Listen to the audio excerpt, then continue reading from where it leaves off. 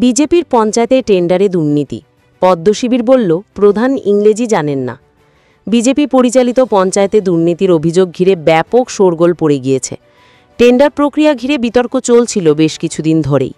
কোথাও কাজ না করেই বিল, কোথাও আবার টেন্ডার আটকে রাখার অভিযোগ উঠেছে। সব মিলে উত্তপ্ত হয়ে উঠেছিল পরিস্থিতি।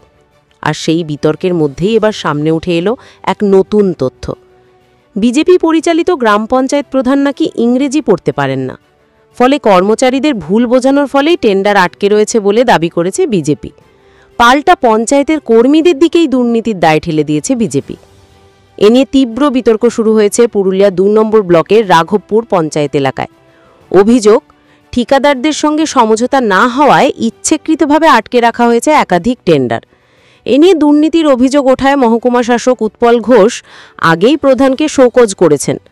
বিতর্কের মধ্যেই বৃহস্পতিবার মহকুমা শাসকের সঙ্গে দেখা করে বিজেপির একটি প্রতিনিধি দল। তবে সেখানে উপস্থিত ছিলেন না প্রধান দীনবন্ধু মাহাতো ও অধিকাংশ পঞ্চায়েত সদস্য। প্রতিনিধি দলে থাকা উপপ্রধান অমিত অধিকারী সাফ জানিয়েছেন, প্রধান ইংরেজি পড়তে পারেন না। ঠিকমতো শিক্ষিত নন বলেই নথিপত্র বুঝে ওঠা তার পক্ষে কঠিন। এই দুর্বলতার সুযোগ নিচ্ছেন কিছু কর্মচারী।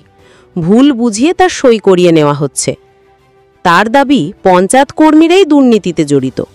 এই বক্তব্য সামনে আসতে নতুন করে বিতর্ক শুরু হয়েছে। তীব্র সমালোচনায় সরব হয়েছে তৃণমূল কংগ্রেস। ঘাসফুল শিবিরের কটাক্ষ, যে প্রধান নিজে সরকারি নথি পড়ে বুঝতে পারেন না, তার হাতে কিভাবে প্রশাসনিক দায়িত্ব থাকে? তাহলে পিছন থেকে অন্য কেউ তো চালাবেই। তৃণমূলের দাবি, বিজেপির প্রধান বা অন্যান্য সদস্যরাও এর সঙ্গে যুক্ত। বিজেপির যুব মোর্চাও দুর্নীতির অভিযোগ তুলেছে।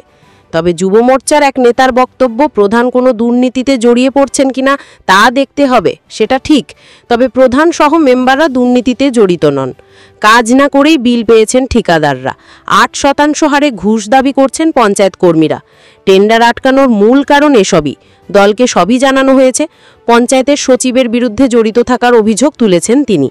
যদিও সমস্ত অভিযোগ উড়িয়ে দিয়েছেন পঞ্চায়েতের সচিব দেবদুলাল মণ্ডল।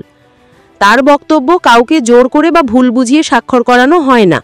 পঞ্চায়েতে এতজন নির্বাচিত প্রতিনিধি রয়েছেন, তাদের কারো মত না নিয়ে কর্মীরা চলবে কেন? এই অভিযোগ ভিত্তিহীন।